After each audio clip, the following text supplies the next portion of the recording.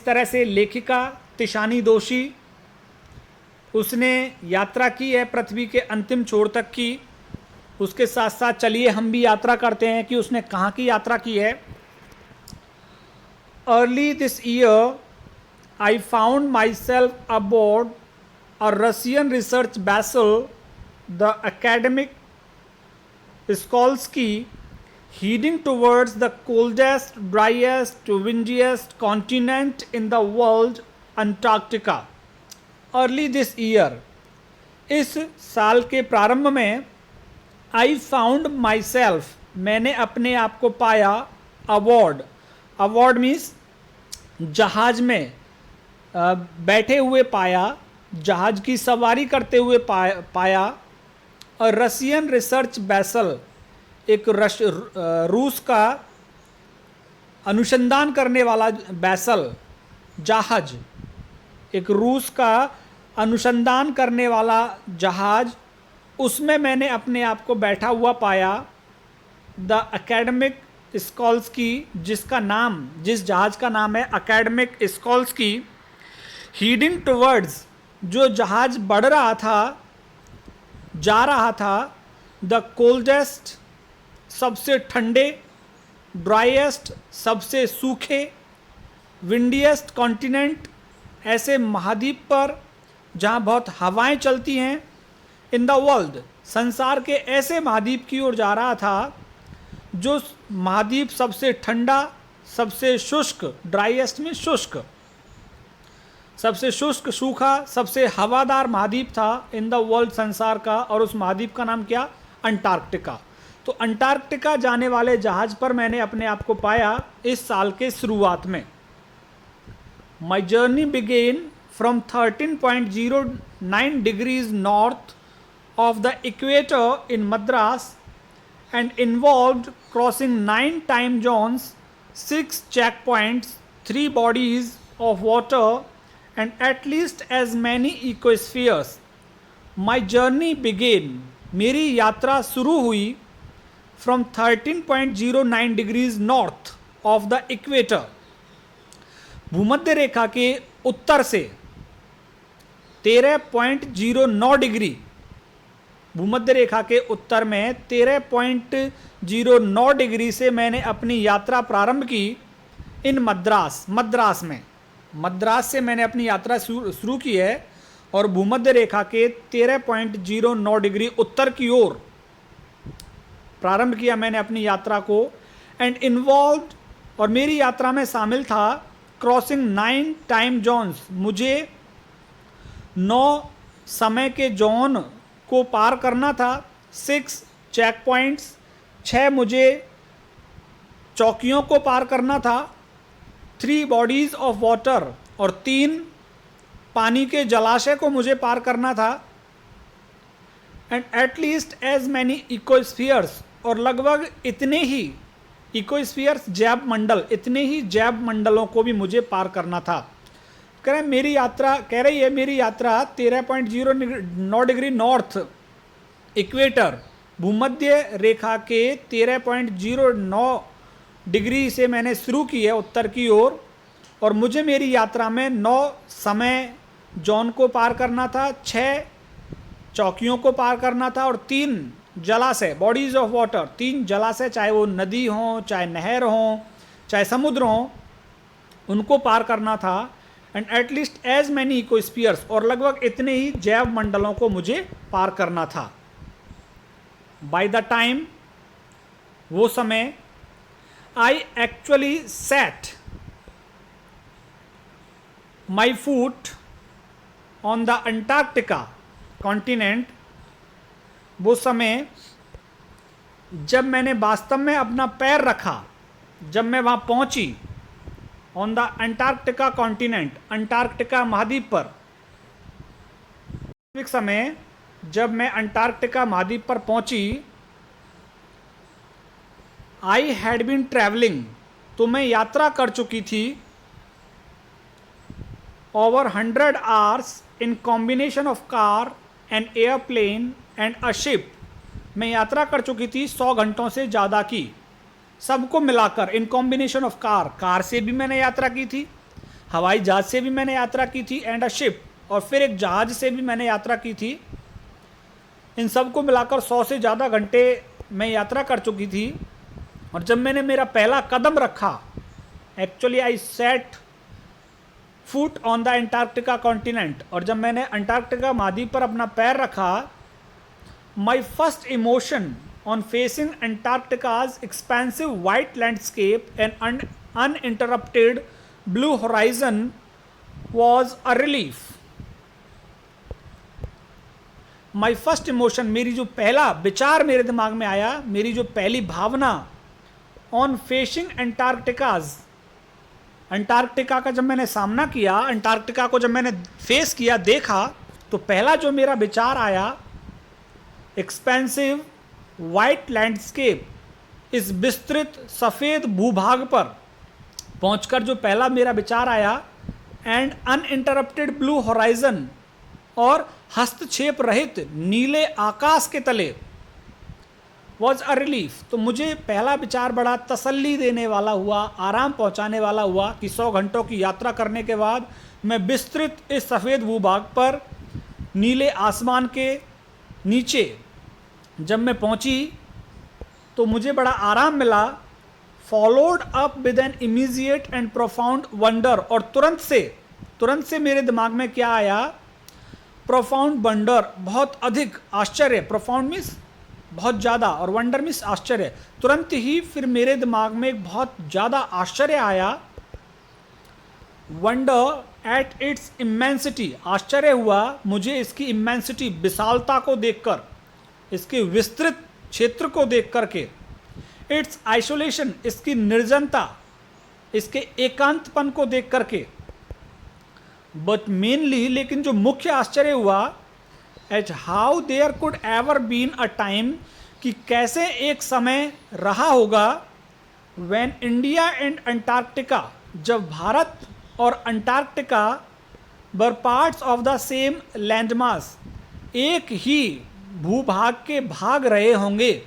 मुख्य आश्चर्य मुझे इस बात का हुआ कि वो कैसा समय रहा होगा जब भारत और अंटार्कटिका एक ही लैंडमास, एक ही भूभाग के पार्ट्स, हिस्से रहे होंगे। ये सोचकर मुझे बहुत ज़्यादा आश्चर्य हुआ।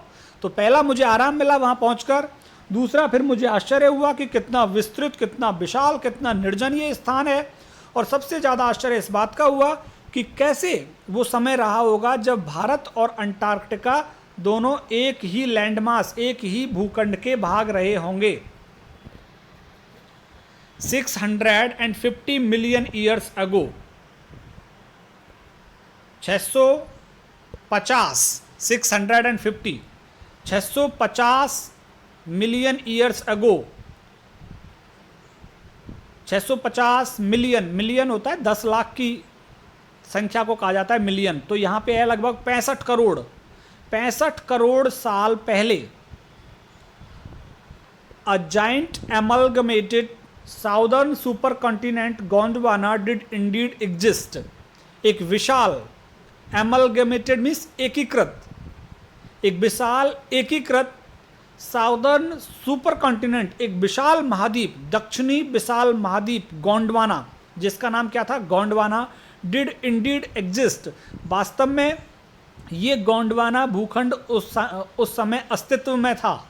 65 करोड़ वर्ष पूर्व की बात कर रही है लेखिका कि 65 करोड़ वर्ष पूर्व एक विशाल एकीकृत महाद्वीप गोंडवाना वास्तव में अस्तित्व में था। सेंटर्ड रफली around the present day Antarctica, और इस गोंडवाना ने घेरा हुआ था चारों ओर से द प्रेजेंट डे अंटार्कटिका, आज के अंटार्कटिका महाद्वीप को गोंडवाना भूखंड ने चारों ओर से घेरा हुआ था 65 करोड़ साल पहले।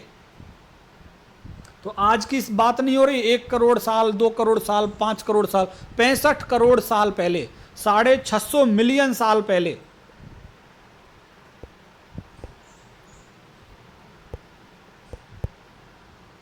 उस टाइम गोंडवाना ने अंटार्कटिका को चारों ओर से घेरा हुआ था। Things were quite different then, चीज़ें उस टाइम बिल्कुल अलग थीं। 65 करोड़ साल पहले चीज़ें बिल्कुल अलग थी। कैसे, देखिए, humans hadn't arrived on the global scene, मानव जाति विश्व परिदृश्य पे आई ही नहीं थी 65 करोड़ साल पूर्व, मनुष्य थे ही नहीं। And the climate was much warmer, और जलवायु बहुत ज़्यादा गर्म थी 65 करोड़ साल पूर्व। Hosting a huge variety of flora and fauna, और ये जलवायु मेज़बानी करती थी विशाल विविधताओं की। ह्यूज वैरायटी, भिन्न भिन्न प्रकार के फ्लोरा एंड फौना, जीव जंतु, भिन्न भिन्न प्रकार के जीव जंतु यहाँ रहते थे 65 करोड़ साल पूर्व। For 500 million years Gondwana thrived, 500 million सालों तक, कहने का मतलब 50 करोड़ वर्ष तक गोंडवाना थ्राइव्ड, गोंडवाना ने अपनी उन्नति की। थ्राइव्ड, धीरे धीरे विकसित होता गया, बढ़ता गया गोंडवाना। गोंडवाना ने उन्नति की 50 करोड़ सालों तक। बट अराउंड द टाइम, लेकिन ये वो समय था when the dinosaurs were wiped out, जब डायनासोर प्रजाति बिल्कुल विलुप्त हो गई। The age of the mammals got underway, और स्तनपायी जानवरों का जो युग था वो शुरू हो गया था लगभग। The land mass was forced, और इस भूखंड को, ये भूखंड वॉज फोर्स्ड टू सेपरेट, अलग अलग हो गया था इनटू कंट्रीज। ये जो गोंडवाना भूखंड था ये टुकड़ों में बट गया था, अलग अलग हो गया।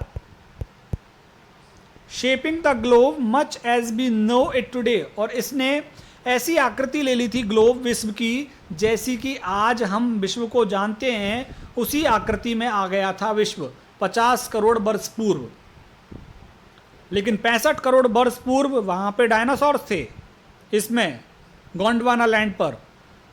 लेकिन 50 करोड़ वर्ष पूर्व क्या हुआ, गोंडवाना खत्म हो गए, स्तनपायी युग स्टार्ट हो गया स्तनपायी जानवरों का। और फिर ये जो गोंडवाना भूखंड था ये टुकड़ों में विभक्त हो गया, और टुकड़ों में बंटकर आज का संसार बन गया। टू विजिट अंटार्कटिका, अंटार्कटिका का भ्रमण करना, now is to be a part of that history, ये उस इतिहास का हिस्सा बनने जैसा है। तो आज लेखिका वहाँ पे अंटार्कटिका में है, तो वो कह रही है अंटार्कटिका की यात्रा करना उस इतिहास का हिस्सा बनने जैसा है। To visit Antarctica now is to be a part of that history, उस इतिहास का हिस्सा बनना है। टू गेट अ ग्रास्प, समझना है, of where we have come from, कि हम कहाँ से आए हैं, इस चीज़ को वहीं पे जाके समझा जा सकता है। And where we could possibly be heading, और संभवतः हम किस दिशा की ओर आगे बढ़ रहे हैं, इस चीज़ को समझना है वहाँ पहुँच करके। इट इज़ टू अंडरस्टैंड, समझना है वहाँ जा कर के, द सिग्निफिकेंस ऑफ कॉर्डिलरन फोल्ड्स, जो कॉर्डिलरन फोल्ड्स है, समानांतर पर्वत श्रृंखला है। समानांतर, कॉर्डिलरन मीन्स पर्वत श्रृंखला और फोल्ड्स मीन्स परतें। वहाँ पहुँच कर के समानांतर पर्वत श्रृंखला के महत्व को समझना है। And pre Cambrian granite shields, और प्राग ऐतिहासिक काल की ग्रेनाइट कवच, सील्ड्स मीन्स कवच, और प्राग ऐतिहासिक, जब से इतिहास की श्रृंखला शुरू हुई है तब से लेकर के वहाँ ग्रेनाइट की कवच को समझना है जाकर के। Ozone and carbon, evolution and extinction, ozone परत और कार्बन के, इवोल्यूशन मीन्स उद्भव एंड एक्सटिंक्शन मीन्स विलुप्तीकरण, ओजोन और कार्बन के उद्भव को समझना है वहाँ पहुँचकर, एंड एक्सटिंक्शन और विलुप्तीकरण को समझना है। तो लेखिका कह रही है कि वहाँ पहुँचकर के उस इतिहास का हिस्सा बनना है और ये समझना है कि हम कहाँ से हमारी शुरू हुई और किस दिशा में हम जा रहे हैं, मानव जाति कहाँ, किस तरह से पर्वत श्रृंखलाओं की परतों में क्या छुपा हुआ है, प्राग ऐतिहासिक ग्रेनाइट कवच क्या हैं, ओजोन परत का जन्म कैसे हुआ, कार्बन का जन्म कैसे हुआ और कैसे विलुप्त हुई ये सारी चीज़ें, इन चीज़ों को वहीं पहुँच कर के समझना है। When you think about all that can happen in a million years, it can get pretty mind boggling. जब तुम ये सोचते हो कि दैट कैन हैपन, कि ये घटित हो सकता है इन अ मिलियन ईयर्स, कि 10 लाख सालों में ऐसा घटित हो सकता है। It can get pretty mind boggling, तो तुम्हारा सिर चकरा सकता है ऐसा सोचने पर। इमेजिन, कल्पना कीजिए, इंडिया पुशिंग नॉर्थवर्ड्स, कि भारत को उत्तर की ओर धकेला जा रहा है, जैमिंग अगेंस्ट एशिया, और भारत एशिया से जाकर टकरा गया है, एशिया ने अवरुद्ध कर दिया है, भारत को आगे नहीं बढ़ने दे रहा। तो क्या हुआ देखिए, टू बकल इट्स क्रस्ट, तो इसकी जो क्रस्ट थी, भारत का जो भूपटल था, पृथ्वी थी, बकल, वो झुक गई, एंड फॉर्म द हिमालयाज, और टूट करके जहां से टूटी वो पृथ्वी, और वो पृथ्वी क्या बन गई, हिमालय बन गई, हिमालय की पर्वत श्रृंखला बन गई। हिमालय का विकास इस तरह से हुआ, जब कोई चीज पीछे से धक्का दी जाती है और आगे चीज बढ़ेगी नहीं, तो बीच में से चीज टूट जाएगी एकदम से और ढेर बन जाएगा। तो इस तरह से हिमालय का विकास हुआ, भारत को पीछे से धक्का दिया गया उत्तर की तरफ, और आगे एशिया आ गया, एशिया तो भारत के बीच में से जमीन टूटी, और टूट करके किसका निर्माण हो गया, हिमालय पर्वत श्रृंखला का। South America drifting off to join North America, वहां जाकर तुम ये कल्पना कर सकते हो कि दक्षिणी अमेरिका किस तरह से जा रहा है और मिल रहा है जाकर के उत्तरी अमेरिका से।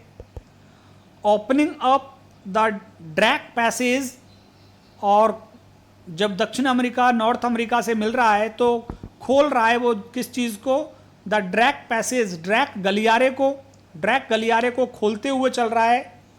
To create a cold circumpolar current, और इस गलियारे में होकर के उत्पन्न होती है ठंडी और ध्रुव चक्रीय धारा। सरकमपोलर मीन्स ध्रुव चक्रीय, ठंडी और ध्रुव चक्रीय धारा उत्पन्न होती हैं इस ड्रैक गलियारे में से। और ये धारा क्या करती हैं देखिए, कीपिंग अंटार्कटिका फ्रिजिड, ये अंटार्कटिका को ठंडा बनाए रखती हैं ये धाराएं, डिसोलेट, निर्जन बना के रखती हैं।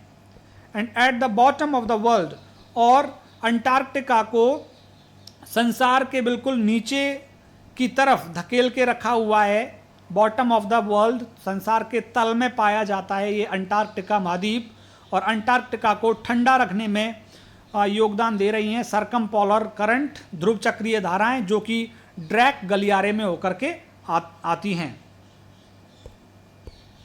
तो थोड़ा सा भूगोल से रिलेटेड लेसन है ये, पढ़ते रहिए मेरे साथ। हाफ पार्ट आज पढ़ लेते हैं, पार्ट 2 कल पढ़ लेंगे, आज कंटिन्यू कर रहे हैं अभी भी इसको। For a sun worshipping South Indian like me, जहां सूर्य की पूजा की जाती हो, दक्षिण भारतीय मेरे जैसा, लेखिका कह रही है कि मेरे जैसा दक्षिणी भारतीय है, जहां सूर्य ही सूर्य निकलता हो, मद्रास में सूर्य बहुत निकलता है।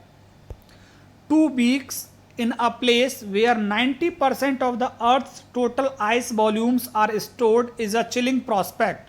2 हफ्ते ऐसे स्थान पर निकालना जहां पृथ्वी की 90% आइस वॉल्यूम्स, 90% बर्फ की मात्रा आर स्टोर्ड, जहां रखी हो 90% मात्रा जहां बर्फ की हो, इज अ चिलिंग प्रोस्पेक्ट, ये कपकपी पहुंचाने वाली कल्पना है कि मैं तो ऐसे जगह रहती हूं जहां सूर्य चमकता है, सूर्य की पूजा की जाती है, और अब मैं एक ऐसे स्थान पर आ गई हूं अंटार्कटिका में जहां विश्व की 90% बर्फ की मात्रा मिलती है। ऐसी जगह पे 2 हफ्ते गुजारना कपकपी पहुंचाने वाला जैसा ख्याल है।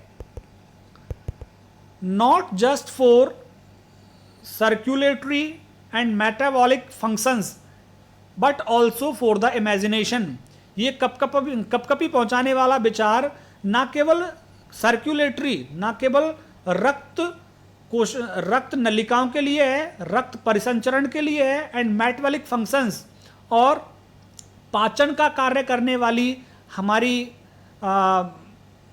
हार्मोन्स के लिए है, कि हमारे पाचन मेटाबॉलिक होता है कि वो भोजन जिससे हमको ऊर्जा मिलती है, भोजन को ऊर्जा में रूपांतरित करने वाली जो हमारे अंदर की ताकत है, वो ताकत भी यहाँ पे प्रभावित हो जाती है, रक्त संचरण भी यहाँ पे प्रभावित हो जाता है एक ऐसे ठंडे महाद्वीप पर आकर जहाँ 90% बर्फ पाई जाती है। But also for the imagination, कल्पनाओं में भी ये तो कप कप आने वाला विचार है कि एक ऐसे स्थान पर 2 हफ्ते गुजारने हैं जहां केवल बर्फ ही बर्फ है।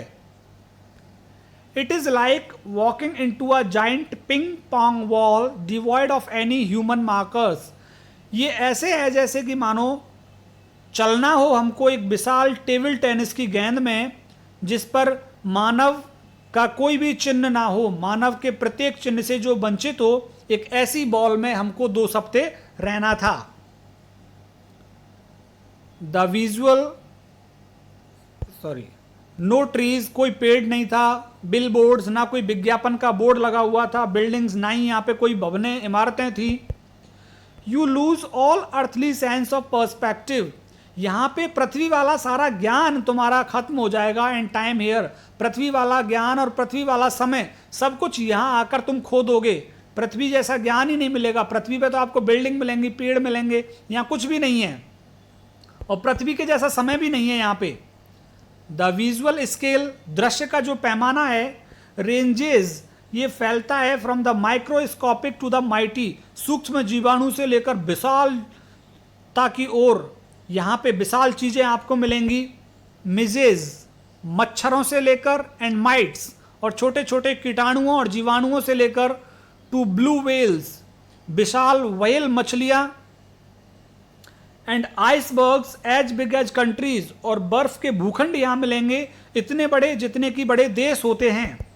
The largest recorded was the size of Belgium, और सबसे बड़ा भूखंड यहां पे मिला है, बेल्जियम देश की साइज का भूखंड अंटार्कटिका महाद्वीप पर मिला है।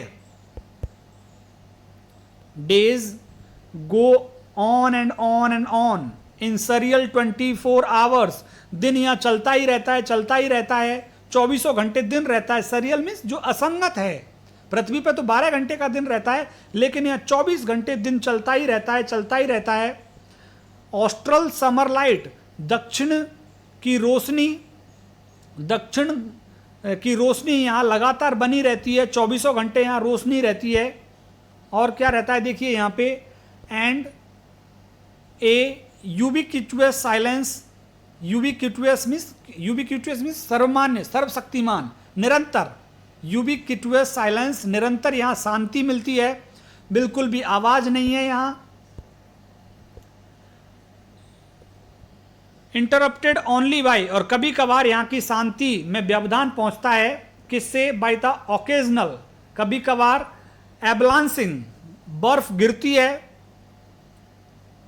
और काल्विंग आइस सीट, या फिर बर्फ की सीट टूट करके गिर पड़ती है, या एवलांस, या बर्फ खिसकती है, तो उससे वहां की शांति कभी कभार टूट जाती है।